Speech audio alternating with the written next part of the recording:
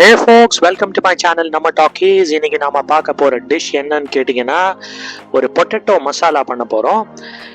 ஏன்னா நம்ம வீட்டில் இன்னைக்கு மசால் தோசை செய்ய போறோம். ஆனால் இதே பொட்டேட்டோ மசாலாவை நீங்கள் பூரி சப்பாத்தி எதோட வேணா தொட்டு சாப்பிடலாம். வாங்க ஸ்ட்ரெயிட்டாக வீடியோக்குள்ளே போவோம். இதில் வந்து பெருசாக இன்க்ரீடியன்ஸ்லாம் கிடையாது, பொட்டேட்டோவும் வெங்காயமும் தான். அப்படியே நம்ம பார்த்துருவோம் இதை எப்படி பண்ணுறது அப்படின்னு. குவிக்கான ஒரு ரெசிபி, ரொம்ப சிம்பிளான ஒரு ரெசிபி.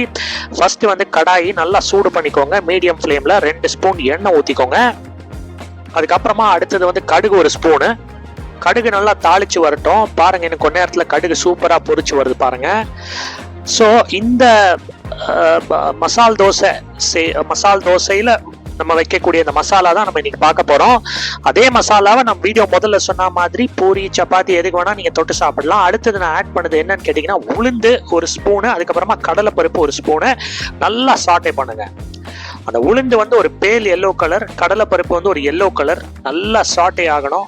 அப்படியே சாட்டே பண்ணிட்டே இருங்க. அப்படியே ஒரு மிளகா, உங்களுக்கு காரம் அதிகமாக வேணும்னா 2 சிவப்பு மிளகா ஆட் பண்ணிக்கோங்க. சின்ன சின்னதாக கட் பண்ணிக்கோங்க. நான் 2 பீஸாக கட் பண்ணியிருக்கேன் சிவப்பு மிளகாயை.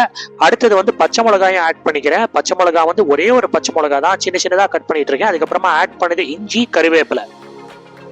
இது ரொம்ப ரொம்ப சிம்பிளான ஒரு டிஷ்ஷு. இந்த வீடியோவே 4 மினிட்ஸ் தான் போட்டிருக்கேன். அடுத்தது வந்து கருவேப்பிலை ஆட் பண்ண பிறகு நீங்கள் வந்து வெங்காயம் ஆட் பண்ணுங்க. ஆக்சுவலாக நீங்கள் சில பக்கம், இந்த பெங்களூர் பக்கம்லாம் போனீங்கன்னா சில பேர் கேரட்லாம் கூட ஆட் பண்ணுவாங்க இந்த கறியில். ஆனால் நம்ம வந்து ஒரிஜினல் பொட்டேட்டோ மசாலா பண்ண போகிறோம், அதாவது பொட்டேட்டோ பாஜி பண்ண போகிறோம். வெங்காயம் ஆட் பண்ணியாச்சு, சாட்டே பண்ணிக்கோங்க. பட்டாணி கூட சில பேர் ஆட் பண்ணுவாங்க. நம்ம எதுவுமே ஆட் பண்ண போகிறதில்ல. நம்ம வந்து இது பியூர் பொட்டேட்டோ மசாலா. நீங்கள் மசால் தோசைக்கு தொட்டு சாப்பிட்றதுக்கு, அதாவது தோசைக்கு தொட்டு சாப்பிடலாம், இல்லை மசால் தோசைக்கு யூஸ் பண்ணிக்கலாம், இல்லை பூரி சப்பாத்தியோட யூஸ் பண்ணிக்கலாம். அடுத்தது நான் ஆட் பண்ணது வந்து மஞ்சப்பொடி. மஞ்சப்பொடிக்கு மேலே ஆட் பண்ணது வந்து பெருங்காய பொடி. ஸோ பாருங்க, அதோட கலர் நல்லா சூப்பராக சேஞ்ச் ஆகிட்டு வருது. நல்லா சாட்டே பண்ணிக்கோங்க. தேவையான அளவு உப்பும் ஆட் பண்ணியிருக்கேன். நம்ம வீட்டில் பிங்க் சால்ட் தான் யூஸ் பண்ணுறோம். ஒயிட் சால்ட்டை விட பிங்க் சால்ட் பெட்டர்னு சொல்கிறாங்க. அதனால் நம்ம பிங்க் சால்ட் வாங்கி யூஸ் பண்ணுறோம். நல்லா சாட்டே பண்ணுங்க.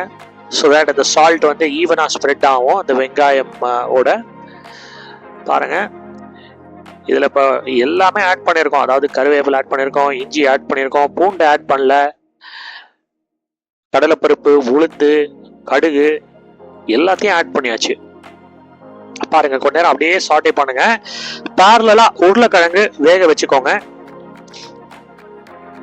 உருளைக்கிழங்கு வந்து நம்ம வீட்டில் ஒரு 2 உருளைக்கிழங்கு எடுத்திருக்கோம்.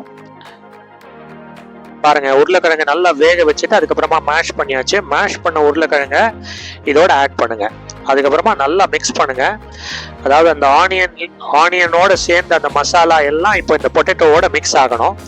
பாருங்க, கிட்டத்தட்ட நம்மளுடைய பொட்டேட்டோ பாஜி ரெடி ஆயிடுச்சு. நல்லா மிக்ஸ் பண்ண பிறகு இந்த பொட்டேட்டோ பாஜி பாருங்க போட்டோல எவ்வளவு சூப்பரா வந்திருக்குன்னு.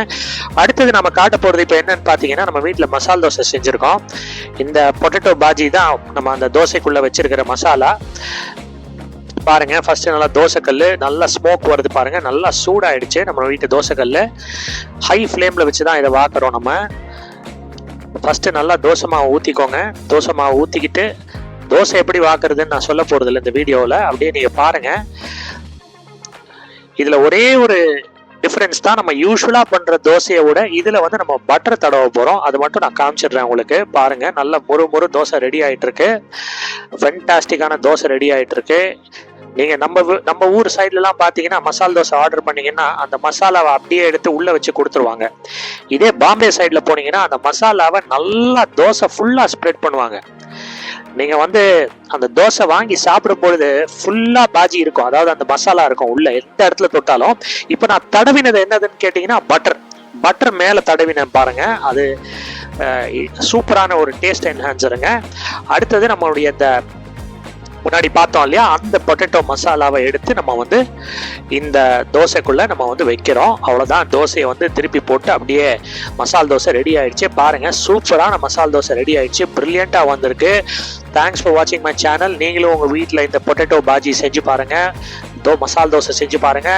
தேங்க்ஸ் ஃபார் வாட்சிங். Do like and subscribe. மீண்டும் ஒரு அற்புதமான காணொளியில் சந்திப்போம். நன்றி மக்களே, வணக்கம்.